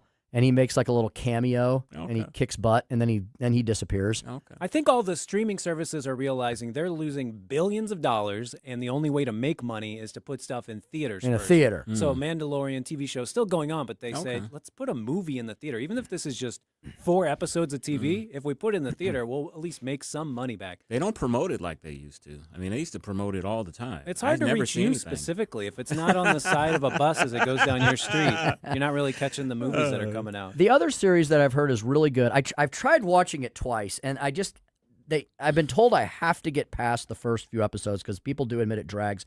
Then it picks up. It's called Andor. It's called the Andor series. It's a Star Wars thing. I think I've heard of that, yeah. Joey, they say that is like really good, very dramatic, no woke stuff, and it's pretty good backstory Star Wars kind of thing. But I've heard that as well. I haven't checked it out. I know Tony Gilroy's the creator, and he's known for the Bourne movies and the Michael Clayton movies. So there's a bit of gravitas to that showrunner and why it's so good. I guess I just got to give it a little more time. Sometimes these series, I think the mistake is they take 2 or 3 episodes setting everything up, and then you're like, okay, can we get on with it already? Look, if you can get through Game of Thrones, you can get through anything. Because Game of Thrones didn't pick up till about the eighth episode of the first season. Yeah. Complicated world. Complicated world. All right. We do live in a complicated world indeed. And don't you often wonder why things happen, whether they're just completely by happenstance or whether there is some coordination going on behind the scenes? Well, that's the subject and the title of today's Speaker's Stump Speech. We're not falling apart by accident. Listen to me, listen to me. I'm very consistent. I'm a very stable genius. It's time for the Speaker's Stump Speech, sponsored by Hanson's Tree Service at hansonstree.com. Right, and even if we look at like what the United States is the greatest country in the world, 36% of people said that was true. 41% said it's one of, but only 23% of people said we're not one of the greatest countries. And if you look at the splits on that by politics, what would you find? I don't have that slide to if you looked at this, but if you looked at the splits on how people feel about America, the promise of America, if you look at whether they're proud of their country or not, Gallup has measured this. Republicans and conservatives are proud to be Americans, and it's Democrats and liberals who are not. And I think if you looked at the splits in that, you'd find the opposite of where I wanted. You'd find the lines on the graph going this way. And honestly, I think there's a political movement in this country right now built on telling people that America's rotten at its core, and it's not the Republican ideology. Scott Jennings right there. The brilliance of Scott Jennings, he is a political consultant commentator. He's on CNN. He's their token conservative, and he has just become a behemoth on that network because he knows how to, pardon the phraseology, and if you're offended, I'm sorry, own the libs. Scott Jennings is from Kentucky. He would never, ever remember meeting me, but I got to meet him once or twice when I was in Kentucky many, many, many years ago doing some work. And he was kind of on his ascendancy, and he's a really cool dude. He's very approachable in person.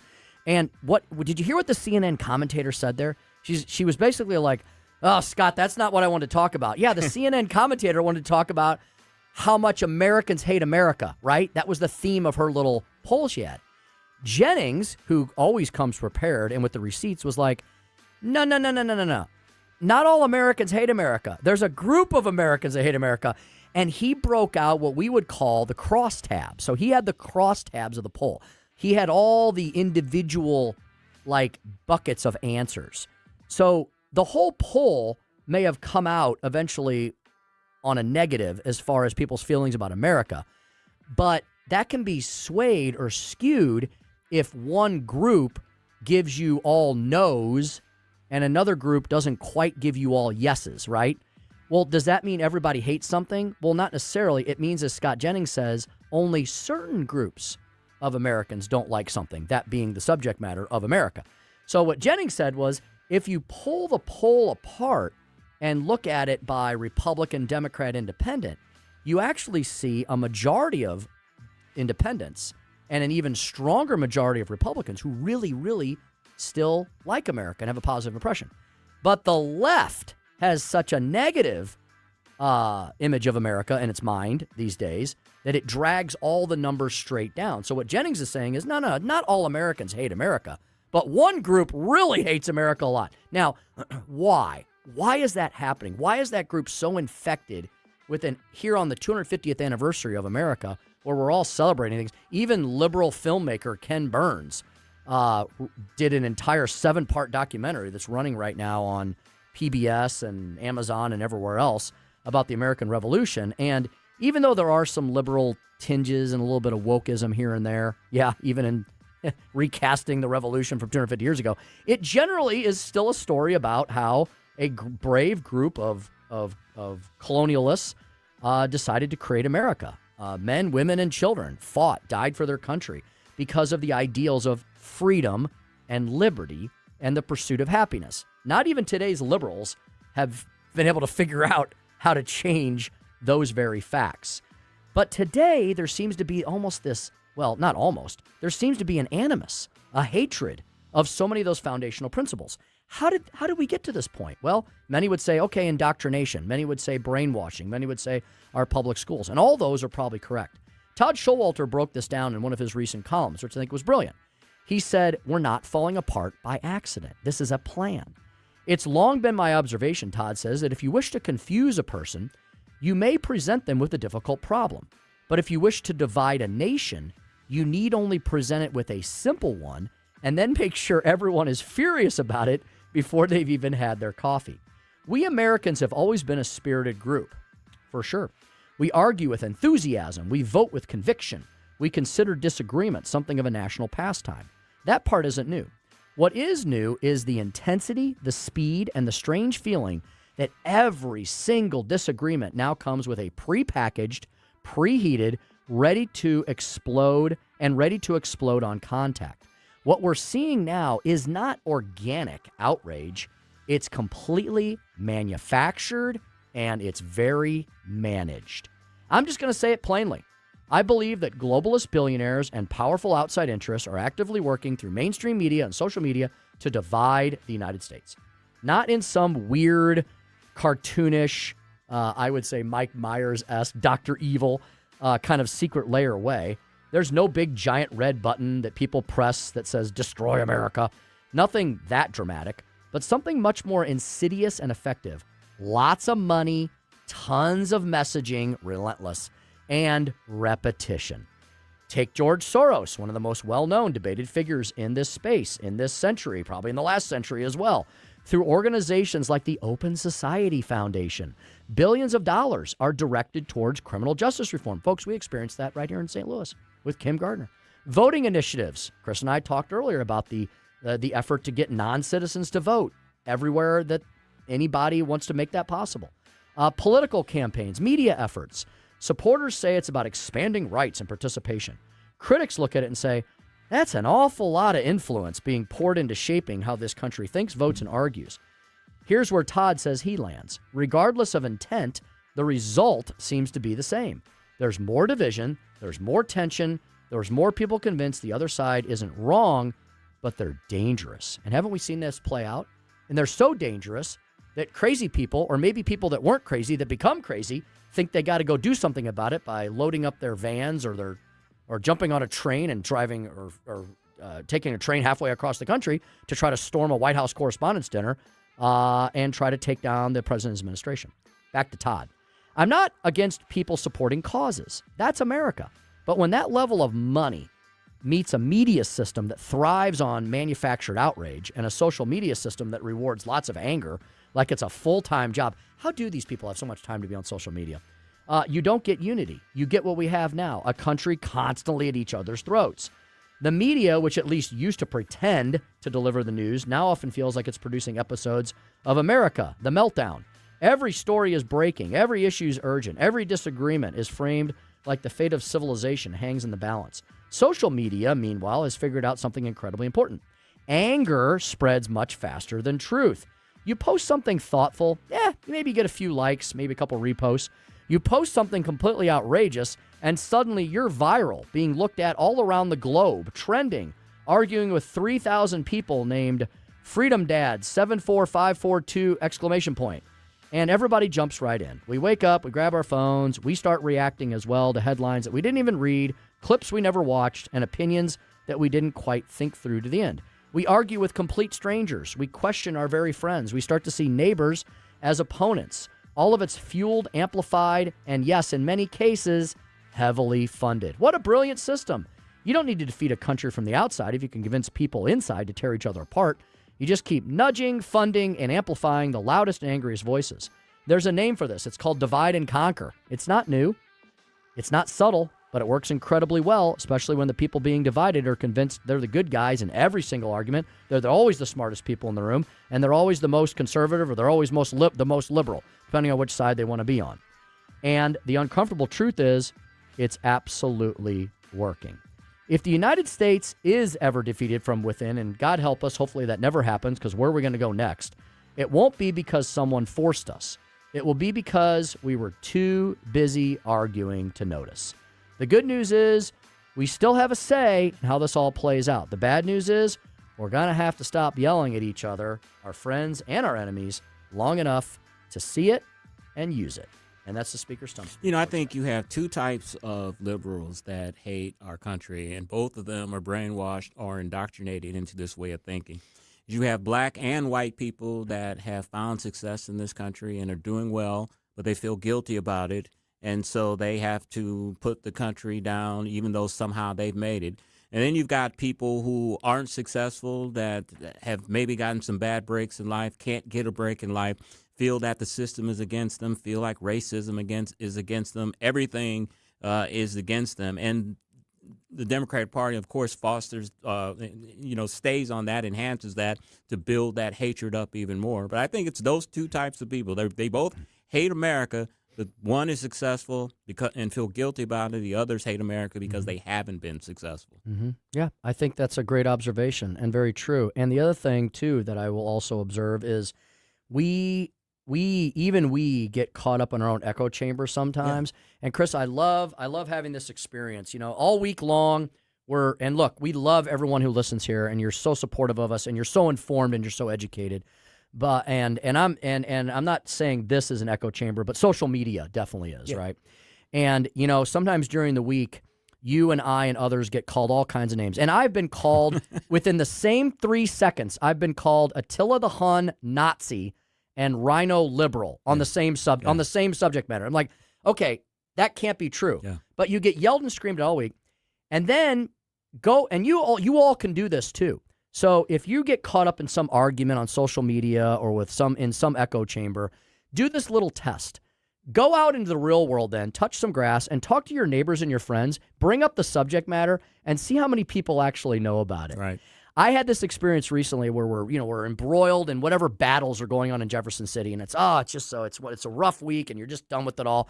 And then I go play golf or hang out with some friends on the weekend. And these are people who are conservatives, and they vote Republican, and they're pretty involved with the issues. And they'll look at me, and they'll go, so what's been going on this week? And they won't have any idea. Yeah. And then I tell them, and they go, oh, okay, that's a good idea. Let me know when the next election comes up. So I think in this day and age where, like, especially with social media, where it's brought right into our headspace immediately, we have to remember there's still a big wide world out there. And too many people just act like politics is a spectator sport, and I'm on this team and you're on this team and you're the bad one and I've got to destroy you and then talk about you. I mean, we can have opposing views, but this whole adversarial teams thing, even within the Republican Party, of course you have it with the Democrats, is just unhealthy to me. Yeah.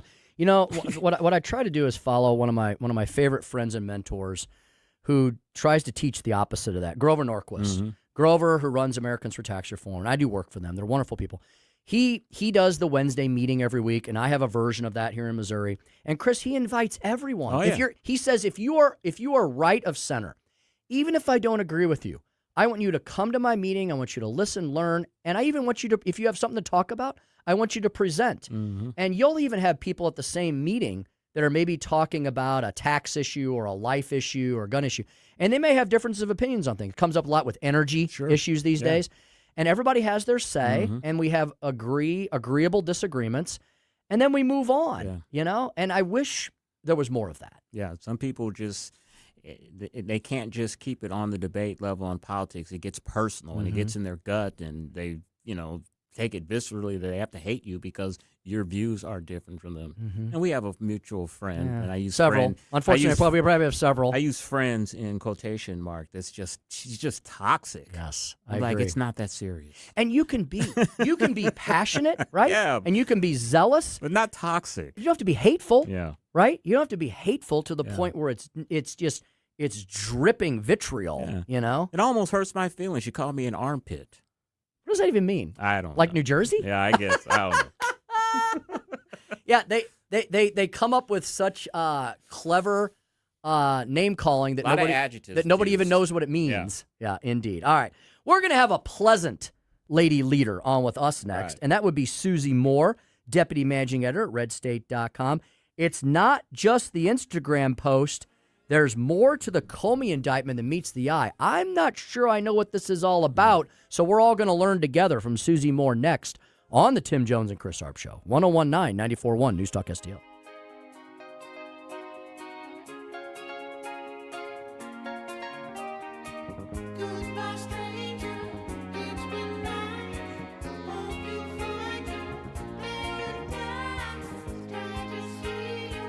Dropping truth bombs and making you think. It's the Tim Jones and Chris Arps Show.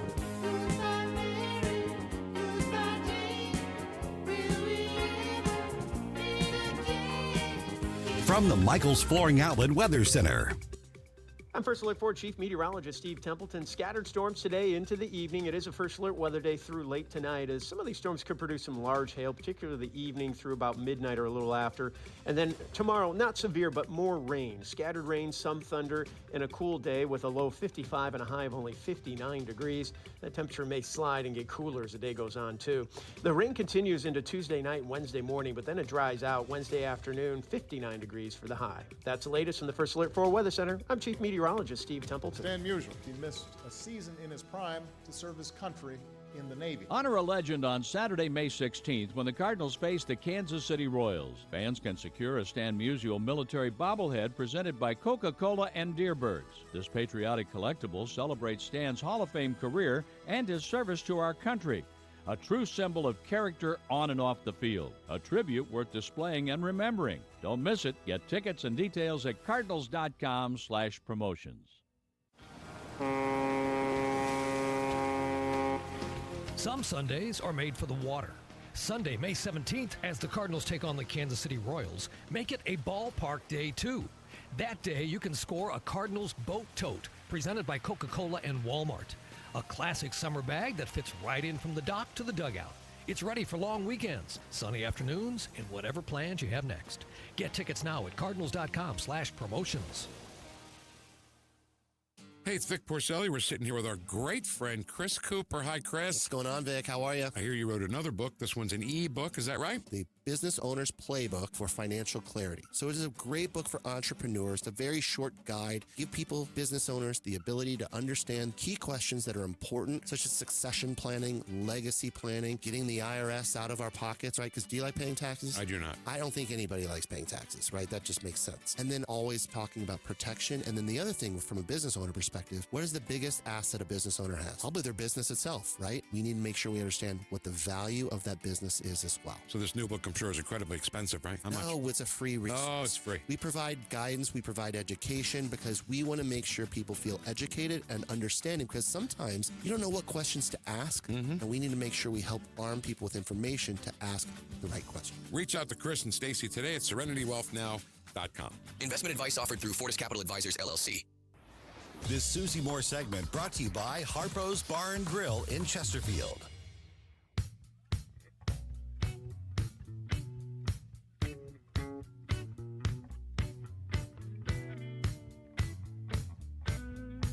Tim Jones and Chris Arps in the afternoon.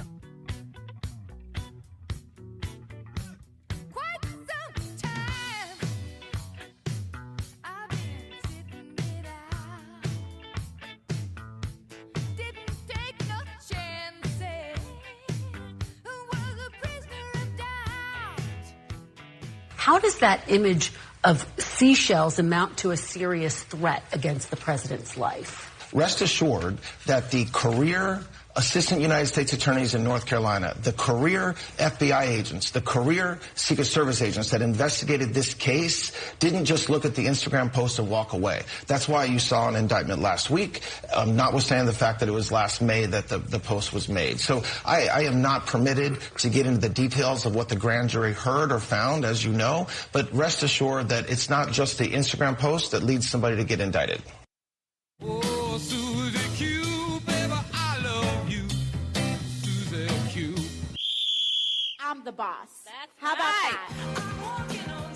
As she does every Monday afternoon, Susie Moore joining us once again. Co-host of Mike Ferguson in the Morning at Smoozy Q on Twitter X. Yes, Susie, I mean, what's up with they're just seashells by the seashore, Susie, right? Why are we getting so... I mean, Susie, isn't it amazing how the left-wing media can spin a narrative these days? What if the seashells had said, look, there's a bomb underneath that palm tree? I mean, are we just supposed to ignore that like it doesn't mean anything? Apparently. But as I've pointed out several times, I mean, the literal translation of that message is kill Trump. Right. So, you know, I mean, so if he'd spelled out those words, I think people would be less, well, people who are intellectually honest would have less qualms about this. Now, if it's that and that alone, I understand, and I think acting AG Blanche recognizes it as well. If all you're talking about is a post and that's it, that's all there is to it, that's an uphill climb. You've still got a First Amendment issue. You have a question about whether or not there's the requisite intent, all that sort of thing.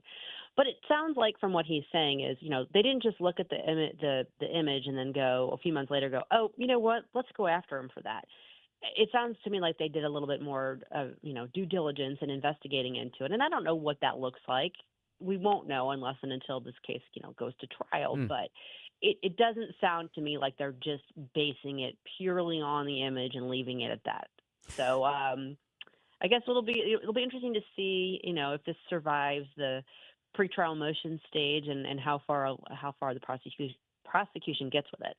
Susie, before you came on, I looked at the map on the studio to see if we were near a full moon. I couldn't tell. We didn't have enough time before we got you on the line. But you have an article about a Secret Service agent has shot a suspect near the White House. It must be a full moon out here because these people are going bananas. Well, I don't know if we could attribute it to the full moon or just to the fact that there seems to be this sort of support among many on the left for political violence, which is what we're seeing a distinct uptick in. Yes, this afternoon near the White House, there was a man that Secret Service agents approached for, I don't know what got their attention about him, but they approached him. There was some sort of confrontation. They did shoot him. He was armed, and he's been taken into custody, and he's being treated at George Washington Hospital. It doesn't sound like his injuries are fatal or life-threatening.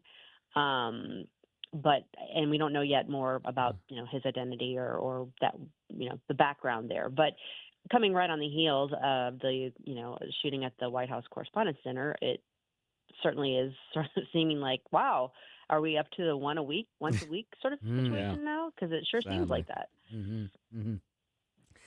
Yeah, Susie, there seem to be two things going on here, and we talked about one of them as part of my Speaker Stump speech today. But it seems, Susie, that there seems to be a group of people in America that are they have never gotten over Hillary Clinton's loss back in 2016. They were ready for the third term of Barack Obama and a liberal ascendancy forever and ever, amen, in our country, and that didn't happen. And so a lot of those things that were put into motion were stopped and reversed. And so there's that group that just seems to be incensed that they cannot have the liberal takeover of the United States of America. And then, Susie, what we talked about earlier was there seems to also be an outside force of many left-wing billionaires who seem to be fueling this division. And it all seems to be creating a bit of a powder keg. And we've seen some little minor explosions over the last few years, haven't we? We have. It's actually, I guess, a minor miracle that it hasn't been, more serious than it was. I mean, we've had people killed in relation to this, obviously. The Corey Comperatory at Butler and the gunman. And then, it's a serious situation. And it is sort of the perfect storm. You've got the activist mentality, and it is being funded and fueled from multiple different directions. And one of the best things about this administration and the Trump years is that there is light being shined on that, and we're kind of uncovering some of that. But you mentioned that they've never gotten over Hillary losing. I'm going to push back on that. I don't think it's about Hillary losing. I think it's about Trump winning because Hillary was useful but no one ever really liked her. I mean, let's be honest. She was the star because she was the most viable candidate that year. But, there aren't a whole lot of people with warm fuzzies about Hillary Clinton. And the fact that crazy orange man from New York actually managed to defeat the Republican field and, to take the White House is just galled some of the, I guess, maybe the establishment, the deep state, the traditional power brokers, to the point where they can't abide it. So they will take whatever measures they need to try and thwart his agenda. Susie, I'm not sure if it is tonight or tomorrow, but the California electoral process is about to have an electoral debate. And I actually heard Adam Schiff say this yesterday on the Sunday shows that the California political system needs reform because there may be 2 Republicans at the top of the field to run for governor. And he also said that he has never been in favor of the jungle primary process. Can you comment on that without cracking up laughing? No, I cannot. I almost said something like "my stars." You don't say. No, I don't believe. I don't buy that for a second. Of course, the Democrats love the jungle primary until it works against them, which it happens to be doing now, in the face of 2 pretty strong Republican candidates, and a much less crowded field on the Republican side, and then a smorgasbord of Democrats who have all kinds of baggage in one way or another. They're either creepy weirdos like Eric Swalwell, who's now bounced out of the race, even though he was the one atop the Democratic polls before now, or the mashed potatoes slinging Katie Porter, who is not appealing to anyone. Tom Steyer, who's as exciting as watching paint dry. They just don't have a good field. And so this could very well come back to bite them. They've already had, I know they had at least one debate because that was like 2 weeks ago. We wrote on that. Another debate tomorrow night. I don't know if any of the Democrats are going to improve their, their plight in this. They're certainly going to try. And I suspect between now and June 2nd, we're going to see all manner of machinations trying to make sure that Steve Hilton and Chad Bianco don't end up atop the ticket after June 2nd. I'm sorry, it's just California, after June 28th when they get done counting all the ballots. Yeah, exactly. 4 weeks after this. Yeah, Susie, Susie, that's amazing. June 2nd. So right around the corner, and no Democrat has broken out of the pack. No wonder they're panicking, huh? Out in La La Land. Yeah, I mean, their best hope, I think, it's either going to be Steyer or Porter. Porter's got maybe more name recognition, but that's not necessarily a plus. And then Steyer's got more money.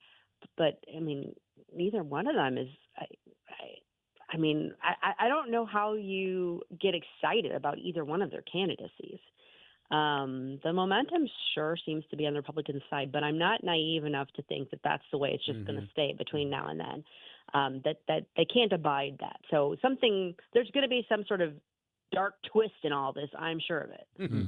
Susie, as a political observer, how surprised are you that the main Democrats seem to be willing to political suicide by throwing their support behind Graham Plattner, the Nazi tattoo wearer? Maine Governor Janet Mills. Now, she was 85 or 80 years old. That was a big knock on her, and she suspended her campaign. But she was far behind him in the polls. And, Susan Collins has always been kind of vulnerable in her races. She pulls them out every 6 years, but she's one of the most vulnerable Republicans. Are you surprised that they are committing political suicide and supporting this guy? I'm not, and I'll tell you why. I mean, I guess I might be if there were other, promising candidates for the Dems out of Maine, but I'm not familiar with their other potential candidates. You remember in the 2024 election how the Dems tried so hard to make fetch happen with Tim Walz, and one of the ways they tried to make that happen was by shoring up his "I'm a men's man" credentials. Football coach. He had the jazz hands wave. Yeah, the football coach with the guns and the hunting, and he can fix an engine. And they tried so hard to basically say, look, he's a manly man too, and no one bought it. But I think along those lines, they had figured out, okay, we've gone too far with our toxic masculinity argument, and now we're turning off men to a painful degree. Like, we need more male voters. We can't just rely on the liberal feminists. We can't just rely on the women's. So they've tried to man up, and I think that it's slim pickings. Yeah, but it's like this guy. Here's this burly, lobsterman guy that just seems like he just screams toxic masculinity, and they didn't do enough vetting to realize that he is actually in the toxic category. There's just no authenticity on that side anymore, much is there, Susie? He's a little too authentic. What identity boxes yeah, that's exactly right, Chris. He's too authentic. Identity boxes. Yeah, I like that indeed. Susie, we expect you to talk about this tomorrow morning with your man voice and all that stuff you did because it was absolutely hilarious. Okay. I'll do my best. That's Susie Moore. She, of course, is with Mike Ferguson in the morning, co-host of the Mike Ferguson in the Morning Show. She also does Red State Radio here every weekend, part of our awesome weekend lineup. Tons of great shows Saturday and Sundays. And she does tons of writing at redstate.com. And every once in a while, she grabs a couple hours of sleep. There you go. Susie Moore.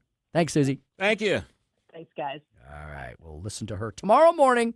Out of the gates with Mike, 5:30 to 9 a.m. Yeah, Wow. I think Graham Plattner's just a little too authentic. Yeah, maybe for most voters. It's like, I mean, you have a real Nazi running on the Democratic Party. Dude, you know? they did a lot of oppo research on him. The research had his work cut out for him. He did a lot of work on him. I mean, he's dogged out black people. He has talked about the intellectual capabilities of disabled people. He is a real piece of work. He's like one of those old-fashioned comedians who equal opportunity offender, but that's not supposed to who you're having run for office, you know? And he had a Nazi tattoo for 20 years, Yeah. and he's like, oh, I didn't know it was a Nazi tattoo. Wow, had no idea. Look at that. Shiver me timbers, yep.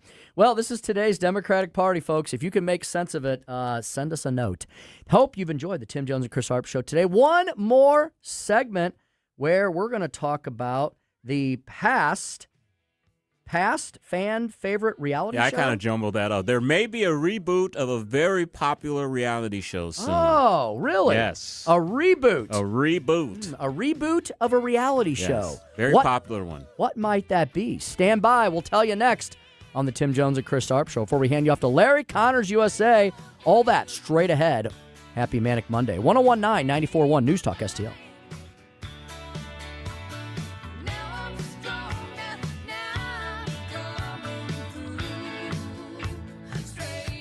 Like us on Facebook at News Talk STL.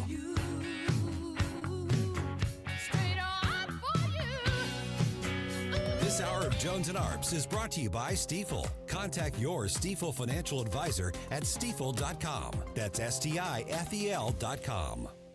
From the Michaels Flooring Outlet Weather Center. I'm First Alert 4 Chief Meteorologist Steve Templeton. Scattered storms today into the evening. It is a First Alert weather day through late tonight, as some of these storms could produce some large hail, particularly the evening through about midnight or a little after. And then tomorrow, not severe, but more rain. Scattered rain, some thunder, and a cool day with a low 55 and a high of only 59 degrees. That temperature may slide and get cooler as the day goes on, too. The rain continues into Tuesday night, Wednesday morning, but then it dries out Wednesday afternoon, 59 degrees for the high. That's the latest from the First Alert 4 Weather Center. I'm Chief Meteorologist Steve Templeton. The Herzog Foundation is the vision of its founder, Stanley Herzog, and it exists to promote quality Christ-centered K-12 education nationwide. Hi, this is Chris Stegall with the Herzog Foundation. We offer a wide variety of resources relevant to today's families, including a free online publication called The Lion. The lion is one of God's most majestic creatures, symbolizing strength and courage. Named for its attributes, the Lion publication carries articles covering a wide range of topics facing American families and culture, especially related to the education of children. The Lion can be found online at readlion.com. That's READ lion.com. Sign up for The Lion at readlion.com and find dozens of must-read articles published every day. Visit readlion.com and subscribe for the weekly and daily digests so you never miss an article. Readlion.com. That's readlion.com.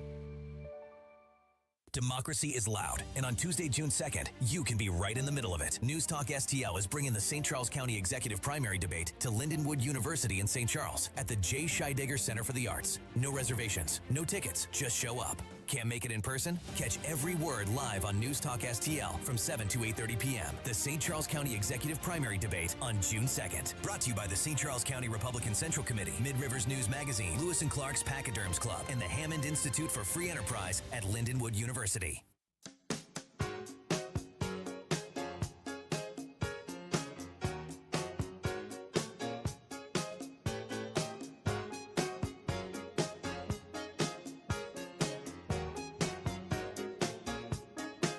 He came from somewhere back in hell.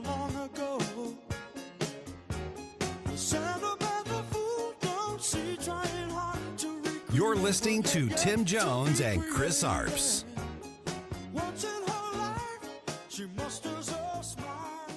The Saudi-backed Live Golf League on the verge of collapse, with Saudi Arabia's public investment fund pulling its funding after this season. The Saudis have invested more than $5 billion in Live Golf since it launched in 2022 and was reportedly burning $100 million a month this year.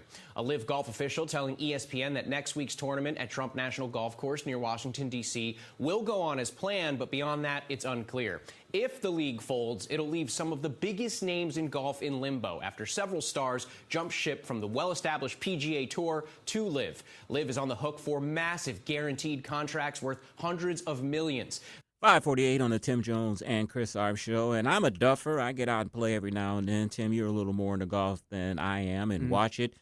Can you explain to me what are they spending $100 million a month on at the Live Golf Tournament? What are you spending that? I know, prize money is huge, but $100 million a month? Nothing against these guys. I like many of them. I wish I could play golf 10% as well as them, but I'll tell you what they're spending on, Chris.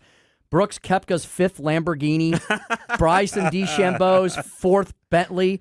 I mean, Chris, they that's what they spent the money on. And look, I'm trying to think, what if I was on the PGA Tour, something I'll never experience, but what if I was, and someone came up to me and said, we're going to give you life-changing money. Look, these guys were already millionaires, right? These golfers were already multimillionaires. Sure. But someone comes up to you and says, I'm going to give you a $50 million signing bonus. You're like, okay, that takes care of me, my family, and about 7 more generations. My parents and 7 more generations of Smiths and Joneses and Arpses after me. How do you turn that down? Yeah. You know what? I have a lot of respect for people like, I know everybody says money can buy anything. Well, apparently it doesn't buy every PGA golfer because a lot of them stayed. Rory McIlroy stayed. Scotty Scheffler stayed. Tiger Woods, even though Tiger probably wasn't going to, you know what? If I bet you Liv said to him, hey, would you join us and do some like exhibitions and stuff, maybe some hitting clinics? He obviously told them no as well. And so, Chris, I guess there is a point where multimillionaires go, nah, I don't need a few more multimillions. I'm going to stay with the PGA Tour. I have nothing against the Saudis. I know some people hate them and really despise them.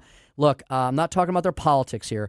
We've interviewed people from the Saudi government on this show, on this station. Ambassador. They're trying to bring themselves into the Western world. They are trying. They have a long way to go. They have a lot of problems. Yes, I'm not a child. I know that they are assassins and killers and all that. They tried to make a product, that was appealing to Americans and to most of Western civilization. Congratulations. I had a feeling it wasn't going to work. Yeah. It's just... there's so much tradition built into the PGA Tour. You can't just replicate that and convince a whole bunch of viewers to do that. I'm not surprised it failed, but they were spending money on these players. $100 million a month. Yeah, Good Lord. Chris, they thought if they brought enough marquee players over that all that flash and all that talent would just make a new golf league. Is the reason why some of these PGA golfers, I know they wanted to stick with the tradition and all of that, but was the PGA threatening to penalize some of these golfers if they jump ship, and it may make it more difficult for them to come back if they decided Live wasn't for them? Do they have that capability to penalize? Maybe, but you know what they're doing? They're letting them all come back. Yeah. You know what I mean? So yes, there is a waiting period. There is like a probationary term where you have to. They're making them play some of the lower level tournaments.